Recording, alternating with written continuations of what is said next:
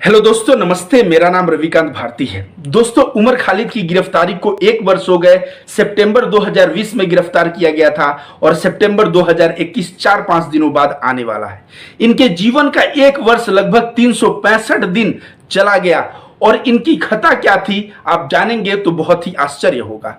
दिल्ली दंगे के समय इन्होंने एक भाषण दिया था महाराष्ट्र के अमरावती में।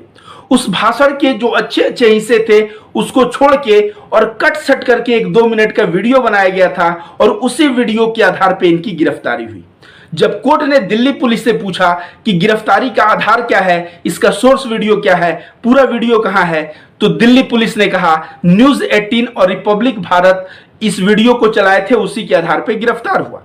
जब कोर्ट ने उन लोगों से पूछा तो वे लोग बोले कि बीजेपी आईटी सेल का जो हेड है अमित मालवीय, उसके ट्वीट से देख के हम लोगों ने न्यूज बनाया। अब जो है बीजेपी आईटी सेल का हेड, वो जो है उमर खालिद की अच्छे अच्छे बातों को कट करके और 2 मिनट, जैसे सपोज करिए अमित शाह मान लीजिए भाषण दे रहे हैं और अमित शाह कह रहे हैं कि मुसलमानों को देश से भगाओ। अब जो है मैं कहूं कि अमित शाह कह रहे हैं मुसलमानों को देश से भगाओ, बीच में कोई अमित शाह कट कर दे और दिखाए कि रविकांत भारती कह रहे हैं मुसलमानों को देश से भगाओ। इसी तरह से वीडियो को कट सट करके और उसके आधार पे बंदा 1 वर्ष जेल में रहा। आपको बहुत ही सुनकर आश्चर्य होगा। मैं आपको एक वीडियो दिखाता हूं जो 1 वर्ष पहले मैं बनाया था। आप देखिए यहां दोस्तों।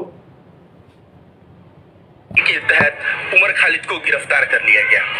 मैं इस गिरफ्तारी का घोर विरोध करता हूं और विरोध इसलिए करता हूं क्योंकि जो बंदा दिल्ली दंगे में भाषण देते समय कहता है कि हम हिंसा का जवाब हिंसा से नहीं देंगे, जो बंदा कहता है कि वे लोग अगर दंगे करने के उद्देश्य से आएंगे तो हम लोग झंडा लहराएंगे, जो बंदा कहता है कि वे लोग अगर हम पे गोली चलाएंगे तो हम अपने हाथों में संविधान लेके लहराएंगे, ऐसे नागरिक धर्म को निभाने वाले बंदे को यूएपीए लगाकर। तो 1 वर्ष पहले मैंने ये वीडियो बनाया था और पुनः इस वीडियो को इसलिए बना रहा हूं कि कितना बड़ा घोर नाइंसाफी हुआ है इस बंदे के साथ। समझिए, जो इस बंदे में जो भाषण महाराष्ट्र के अमरावती में दिया था, जिस भाषण में इस बंदे ने कहा था कि हम नफरत का जवाब नफरत से नहीं देंगे, हम हिंसा का जवाब हिंसा से नहीं देंगे, हम नफरत का जवाब प्रेम से देंगे। अगर कोई हमें लाठी लेके मारने आएगा तो हम तिरंगे लेके खड़े हो जाएंगे, अगर कोई हमें गोली मारने आएगा तो हम भारत के संविधान के दायरे में रहेंगे। इस तरह का बात करने वाले उमर खालिद जैसे जो देश का नायाब हीरा है, जो इतना इंटेलेक्चुअल्स है, इतना बुद्धिमान है, उसको पकड़ के यूएपीए लगा के अंदर कर दिया गया।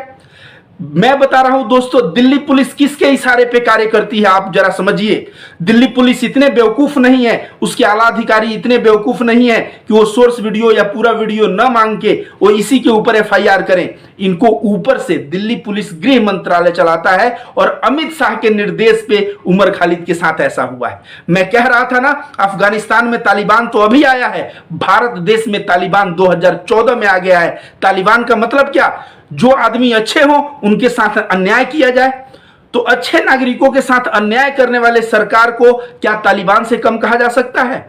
तो मैं डायरेक्ट यहां पे अगर आप बुद्धि लगाएं तो ये अमित शाह का प्लान था कि कोई भी केस लगाओ, कोई भी मुद्दा लगाओ, मैं नहीं जानना चाहता कि मुद्दा क्या हो, लेकिन उमर खालिद अंदर होना चाहिए। और देखिए उमर खालिद को अंदर करवा के इन लोगों ने 1 वर्ष उसके जीवन का किस तरह से बर्बाद किया। दूसरी बात, मैं एक गोबर भक्त से बात कर रहा था। वो गोबर भक्त को मैंने समझाया कि देखो भाई ऐसे ऐसे हुआ है। तो गोबर भक्त क्या कह रहा है कि नहीं, उमर खालिद का बयान बहुत ही गड़बड़ था, मैंने ट्वीट पे देखा है, मैंने रिपब्लिक टीवी पे देखा, N18 पे देखा, तो हम लोगों ने देखा है। अब बताइए ये अमित मालवीय जो है इसका क्या मंसूबा रहा होगा? एक बार गोबर भक्तों के दिमाग में नफरत फैला दो, गोबर भर दो और खासकर मुसलमानों के खिलाफ, तो गोबर मरते दम तक निकलने वाला नहीं। तो अमित मालवीय का यही था कि जो है वोट बैंक के लिए एक ऐसा मामला र्यूमर फैलाया जाए जिससे देश का मुसलमान बदनाम हो।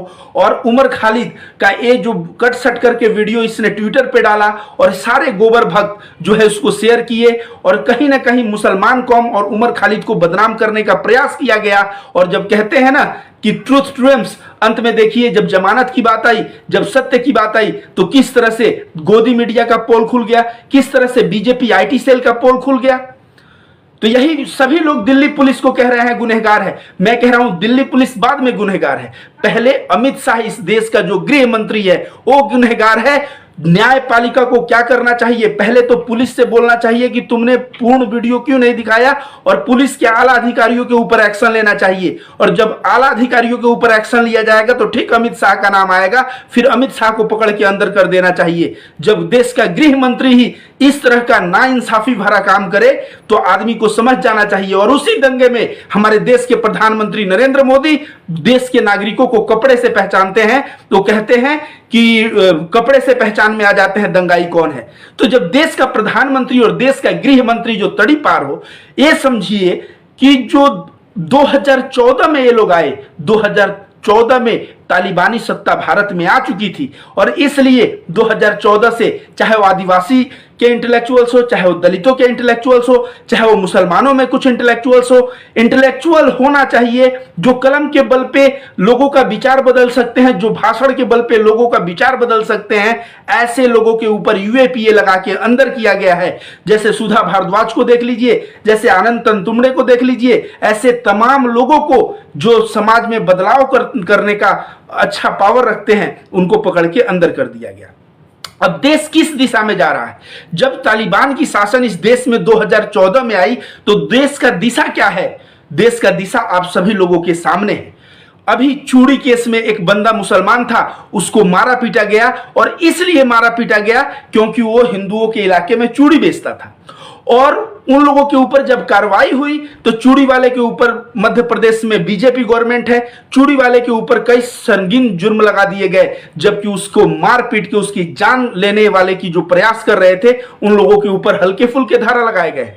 और उसके बावजूद मध्य प्रदेश में क्या हुआ, ये चूड़ी वाले को जो पीटे हैं उनके समर्थन में हजारों के भीड़ में जो है भगवा झंडा लेकर जो है प्रदर्शन करने आ गए कि हम हिंदुत्व के सेव रक्षक हैं और हम लोग ये जो मारे हैं चूड़ी वाले को सही किए हैं।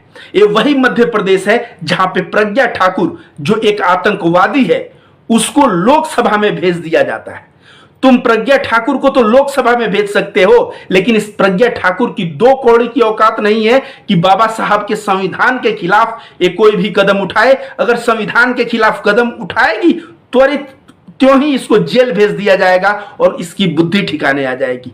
मैं बाबा साहब अंबेडकर को लाख लाख धन्यवाद देता हूं जिन्होंने एक ऐसा संविधान बनाया कि उस संविधान के तहत देश का प्रधानमंत्री एक आतंकवादी भी बन जाए, देश में एमपी एक आतंकवादी भी बन जाए, तो भी संविधान अपनी रक्षा स्वयं करता है। और इसी की वजह से हम लोग जो है खुली हवा में सांस ले पा रहे हैं।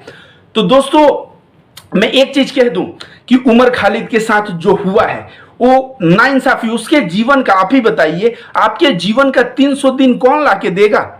उनके परिवार के लिए वो 300 दिन कैसा गुजरा होगा जब जवान बेटा 300 दिनों के लिए जेल में चला गया होगा, और वो भी किस वजह से जेल में डाला गया, जब वजह जानने के बाद कितनी बेतुकी लग रही है कि वजह सिर्फ इतना है कि वो बंदा भाषण में प्यार की बात किया था, लेकिन उस प्यार वाली बात को काट के और कट छट करके एक गलत वीडियो बना के उस वीडियो के बिहाफ पे अंदर कर दिया गया।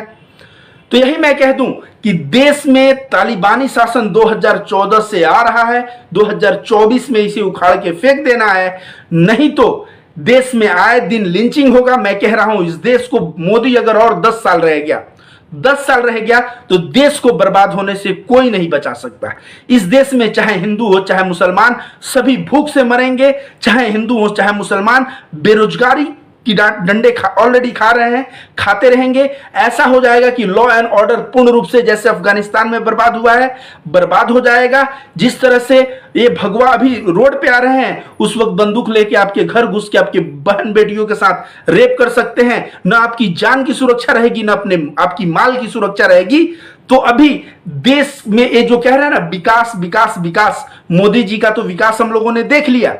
और मोदी जी इतने मतलब खतरनाक व्यक्ति हैं कि जो देश में विकास विकास की बातें हो रही थी, अब देश केवल चाह रहा है कि मोदी का पीछा छूटे, हमारी जान और माल की सुरक्षा रहे, हमारे बहन बेटियों का इज्जत आबरू सुरक्षित रहे।